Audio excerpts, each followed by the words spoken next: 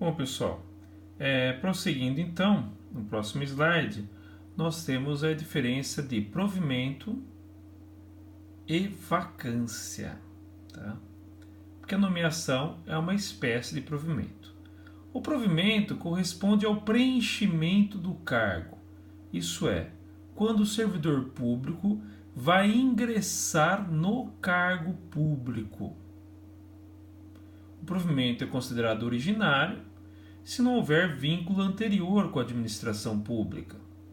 Ele será derivado se houver vínculo anterior, como por exemplo uma promoção na carreira.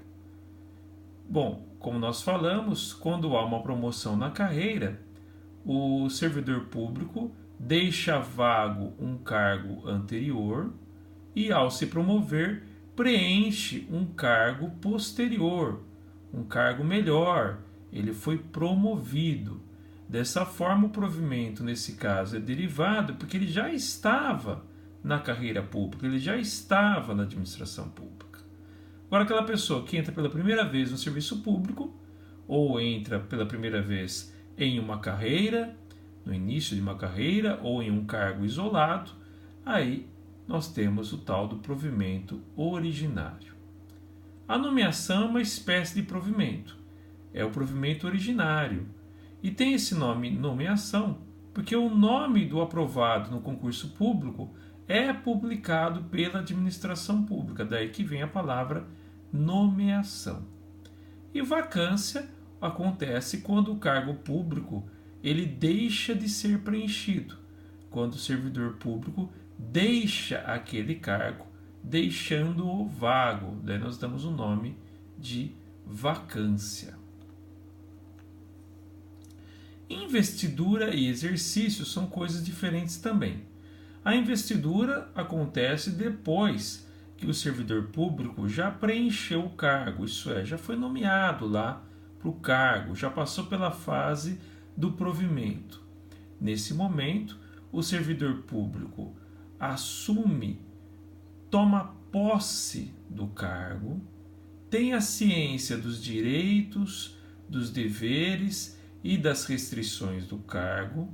Isso ele fica sabendo porque ele assina um termo de posse que diz lá quais são as suas funções, os fundamentos legais, quais são as restrições, quais são os deveres que decorrem da legislação a respeito do seu cargo.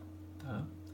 E depois que ele tomou posse do cargo, depois que ele está investido no cargo, aí a legislação estabelece que o próximo ato é o ato de exercício, quando então efetivamente o servidor público passa a desempenhar as suas atribuições públicas.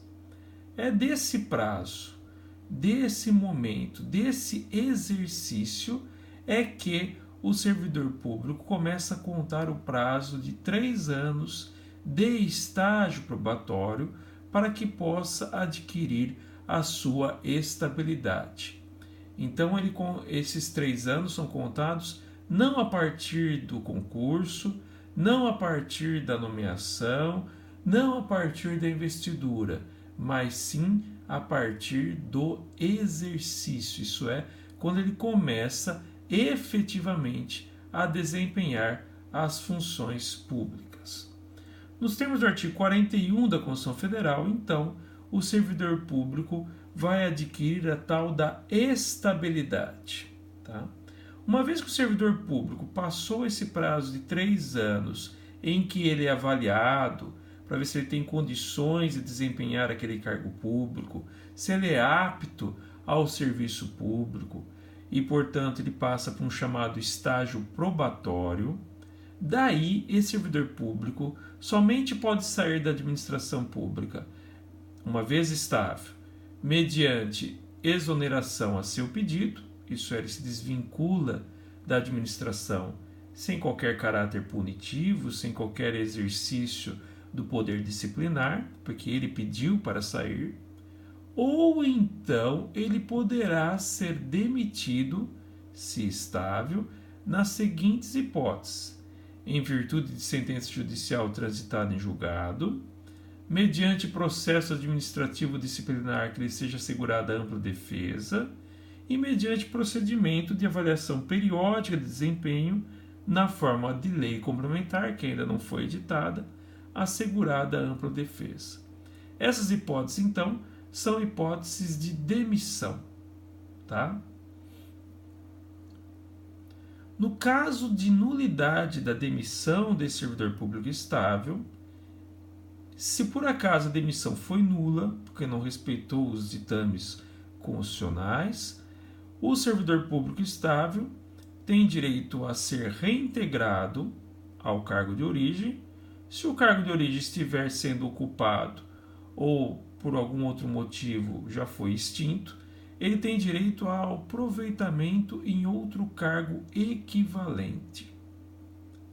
Caso o aproveitamento não seja possível porque não existe outro cargo equivalente, aí o que resta ao servidor público estável é o direito à disponibilidade remunerada, isso é, fica em casa ganhando sem trabalhar, só que essa remuneração é feita com um cálculo de proventos proporcionais ao tempo de serviço. O servidor público não estável,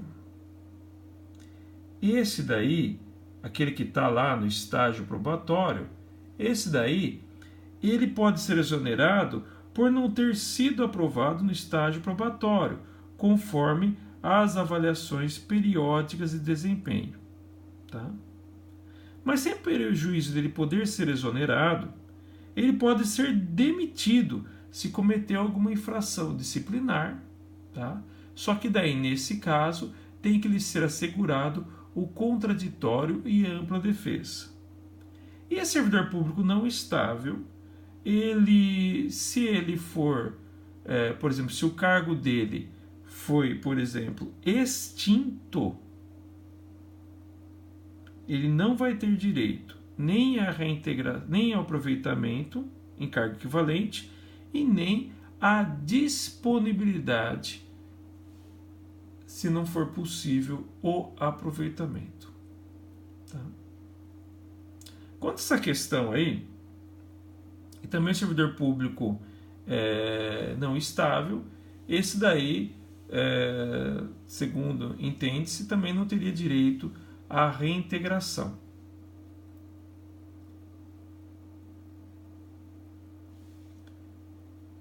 Bom, a jurisprudência construiu o entendimento que, se mesmo na hipótese de